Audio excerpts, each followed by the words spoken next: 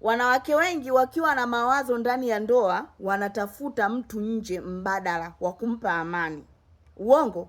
Ni kweli. Huwezi kusema uongo kati ni kweli. 90% ya wanawake, yaani unakuta labda ndani kuna migogoro, ndani hamna amani, ndani wanagombana na mume wake, ndani sijui wamepishana, hana amani.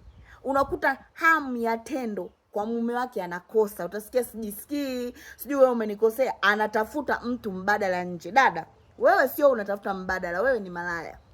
Wewe ni malaya mchangamfu. Wewe ni unajiuza. Wewe sio, yani wewe tena wewe ni basi, wewe sio mtu mzuri. Sikiliza nikwambie kitu kimoja. Amani haitafutwi nje ya ndoa.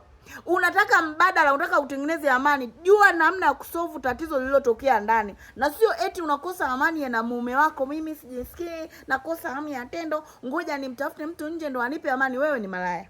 Wewe ni muhuni. Wewe ni kimalaya.